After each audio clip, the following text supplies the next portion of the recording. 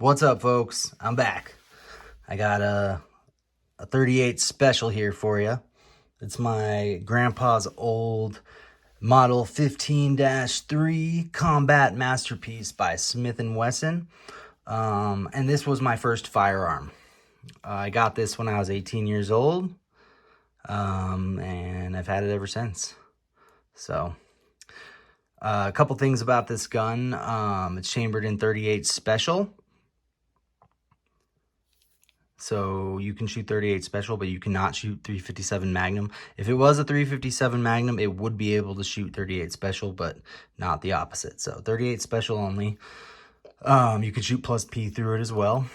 It's got adjustable sights. My grandpa added some paint. I think it was tritium back then. 6 rounds in the chamber, or the wheel or whatever. I don't even know what you're supposed to call it. But the cylinder, I guess, there's 6 rounds in the cylinder. Yeah, so it's double action, single action, which means you can pull the trigger and it's going to be a little heavier, but after, if you still have rounds in there, your second trigger pull will be like this, so much lighter. I would say when you have it when you're shooting single action, you like barely have to touch that. I would say it's probably within 1 or 2 pounds, maybe less. It's probably like a pound, like 1 pound trigger. It is so light. It's crazy. It's just so crazy. So, but yeah, you got double action as well, so you can just pop it off that way. But yeah, this is my first firearm I ever had. You can see it's been kind of a cool serial number, 69. But yeah, it's just a really cool firearm. It was my grandpa's. He carried it as a police officer. Eventually, I believe that he was issued a Beretta 92. Or M1 or whatever back then. I think he carried this in the 70s, though. So I could be wrong. But anyway, yeah, this is his combat masterpiece. It's mine. It's been mine since I was 18 years old. And I'm going to keep it forever. This is never going to leave me until I die. And when I die, it's going to my son. So this is my first firearm. I'm going to keep it forever. I love it. 38 special is fun to shoot. And if you don't own a revolver and you're a gun person and you like guns and you don't have a revolver in your safe or whatever, you don't own a revolver, get one, because they're really, really fun guns to shoot and extremely reliable. So I'm not going to say a revolver can't fail, because it absolutely can, but the chances of it failing are pretty low.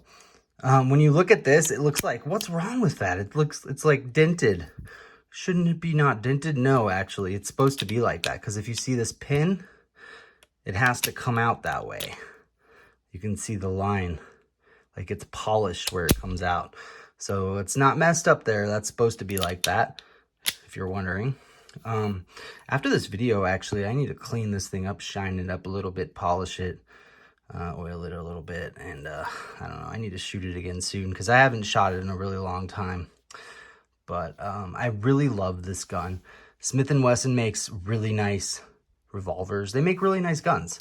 But this was made in a time where I feel like guns were made not only for defense, offense and defense, but they were also, there was an art, a love that was put into firearms when you create guns. And I don't really see that as much. This is the holster that my grandpa, or it was my grandma that gave it to my I call her Grandy, but she gave it to me after my grandpa died when I turned 18. He died when I was 17. But this is the holster. As you can see, it does not, you could, like, yeah, this is how they used to carry their guns. Like, we always have our trigger guard covered, but if you see this back here, this keeps it from going, like, you can't pull the trigger because this is snapped. So if you had it like cocked and locked, You can't, see, that doesn't work. That won't work. So you gotta have it back here like this, and it can't be cocked and locked. But since it's double action, you can just, it doesn't need to be cocked and locked. You can still pull the trigger. So, and I wouldn't want to be carrying this light little thing in my pocket like that anyway, or my waist or whatever. But yeah, it's just pretty nice gun. I mean, it's not in the best shape. My grandpa did use it and he carried it. So, and I never carried, and when I got this, I never carried it really. Like, I only brought it to the range to shoot it. I never had, like, this is the holster that I have for it, but I never carried it around or anything. I didn't even buy my next gun until I was like almost 30 years old, when I really got into guns. And I've always really been interested in firearms, but I've never been interested as I am now. You know, I've always been interested in them. I've always liked how they worked and how they look, and you know, there's a certain amount of nostalgia that goes into video games and movies with guns.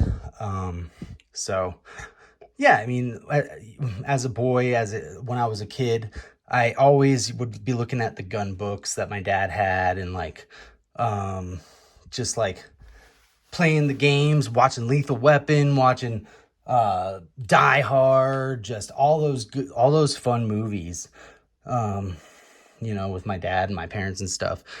And yeah, so just guns have always been sort of a part of my life. Also, I was raised by my dad was a police officer, and my grandfather was a police officer. Yeah, so this gun,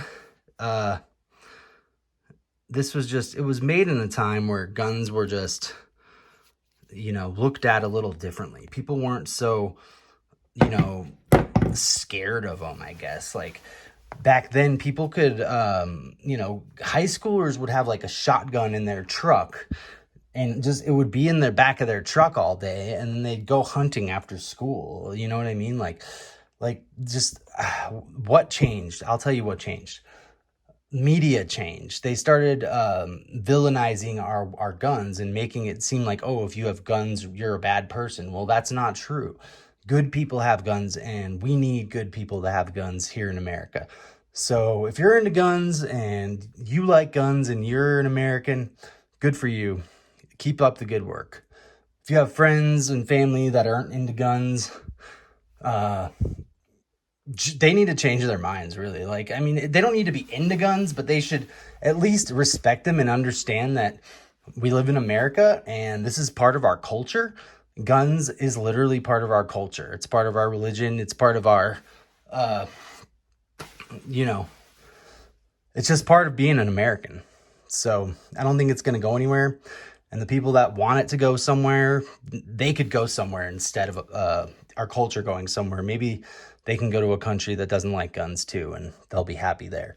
But anyway, yeah, just going into a little rant.